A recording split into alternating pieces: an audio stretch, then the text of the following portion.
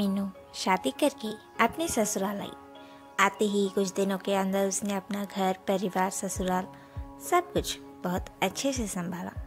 उसने पूरी तरह से उस घर में एडजस्ट किया। मीनू की सास का नाम था लीला।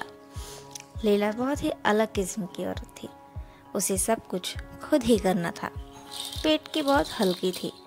चुगली करना बहुत पसंद था उसे। घर की कोई भी बात वो अपने घर में रहने ही नहीं देती थी। सारी बातें जाकर पड़ोस की औरतों से बताती थी, चाहे वो अच्छी हो या बुरी। अपनी गलती छोड़कर वो सब बातें लोगों से बता दिया करती थी।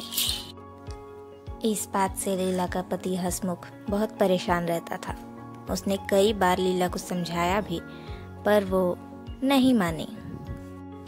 लीला को समझा कर लीला का बेटा प्रकाश भी थक चुका था, पर लीला की हरकतें सुधरने लायक थी ही नहीं।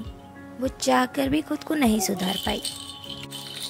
मीनू घर में नई नई आई, तब उसने सबकी सेवा पाने की सबसे बहुत अच्छे से पेश आई। उसने अपनी सास की चुगलखोर हरकतों को भी देखा, लेकिन फिर भी उसने कभी अपनी सास से जबान नहीं लड़ाई। लेकिन लीला की हरकतों पर तो अभी भी सुधार नहीं था। घर की सारी बातें जाकर पड़ोस में बताना उसने नहीं छोड़ा। एक दिन मीनू को रात में काम की वजह से सोने में देर हो गई, तो सुबह उठने में भी देर हो गई। इस वजह से लीला ने घर में हंगामा खड़ा कर दिया। लीला की जोर जोर से चीखने की आवाज़ सुनकर मीनू, प्रकाश और हसमुख सब बाहर आते हैं और उसके चिल्लाने का कारण पूछते हैं। तब उसने मीनू को बहुत डांट लगाई। न जाने लीला ने गुस्से में मीनू को कितनी खरी खोटी सुनाई। इस बात से मीनू को बहुत बुरा लगा। वो चुपचाप सॉरी बोलकर किचन में जाकर काम करने लगती है। जब तक मीनू ने यहाँ खाना बनाया, तब तक तो उसकी ये देर से उठने वाली बात बाहर गली मोहल्ले में सभी लोग जान चुके थे, क्योंकि लीला ने खुद उन सबको बताया नहीं, बल्कि अपनी बहू की चुगली बाहर वालों से की, जबकि उसे ऐसा नहीं करना चाहिए था। लीला खुद को बहुत होशियार समझती थी, पर वो थी एक नंबर की बेवकूफ़। वो सभी से अपने घर के बारे में चुगली तो करती थी, पर बाकी औरतें उसे अपने घर के बारे में कुछ नहीं बताती थी। वो सब सो बस लीला का फ़ायदा उठाती थी। उसकी हरकत के बाद प्रकाश और हसमुख में उसे बहुत डांटा।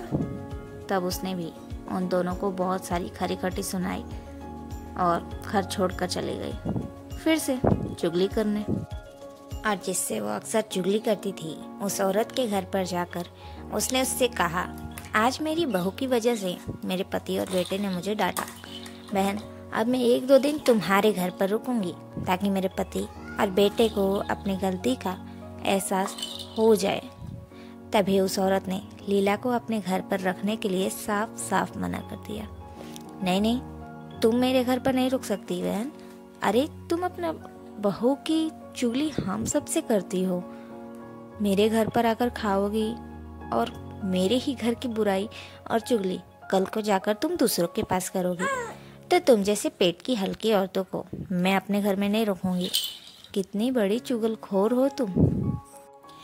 अपनी बहू की नहीं हुई तो मेरी क्या होगी? चुपचाप मेरे घर से निकल जाओ, दोबारा यहाँ आना मत।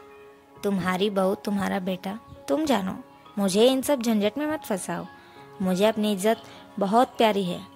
मैं तुम्हारी तरह चुगलखोर नहीं हूँ। अगर मेरी बहू कुछ गलती भी करेगी तो मैं खुद उसे समझाऊंगी। मैं उसकी चुगली तुमसे या किसी और से क्यों करूँ? और तुम तो ऐसी हो जो अपनी बहू की भी नहीं हुई, यहाँ तक कि अपने पति की भी बात नहीं मानती। अपने बेटे की खुशी की तो कोई चिंता ही नहीं है।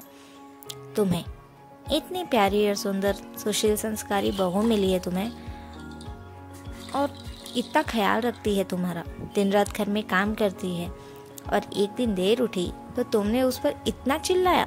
मैं तुम्हारी जैसी नहीं हूँ। मैं तुम्हें अपने घर में नहीं रख सकती। जाओ यहाँ से, चुगलखोर कहीं की। लीला के आंखों में पछतावे के आंसू आ ही गए थे, तभी उसकी दूसरी पड़ोसन वहाँ आ जाती है। नहीं लीला बहन, तुम मेरे साथ मेरे घर चलो, इसके घर पर मत रुको। ये तो है ही जलनखोर। ये तो जलती है तुम्हारी खुशियों से, पर मैं तो तुम्हारा भला चाहती हूँ। मैं भी तो अपनी बहू की सारी बातें तुमसे बताती हूँ। चलो तुम मेरे घर चल कर रहो, और जब मन करे तभी अपनी बहू के पास जाना, वरना मत जाना। न तुम्हारा बेटा, न पति, न बहू, किसी को तुम्हारी नहीं पड़ी है।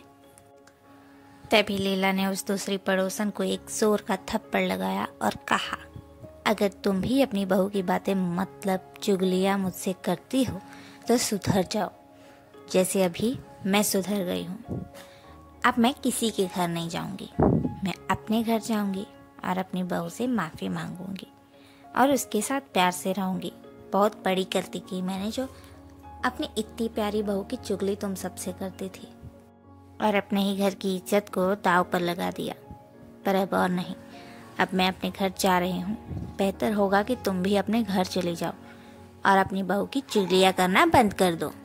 इतना कहकर लीला अपने घर चली गई और अपनी बहू से, अपने पति और बेटे से भी माफ़ी मांग ली। उसके बाद सबने उसे माफ़ कर दिया और लीला अपने परिवार के साथ खुश रहने लगी। और अब उसने चुगलियाँ करना भी बंद कर दिया, अपने घर की बातों को घर में ही रखना चालू कर दिया और अपनी बहू के साथ बहुत प्यार से पेश आने लगी, उससे बहुत प्यार करने लगी।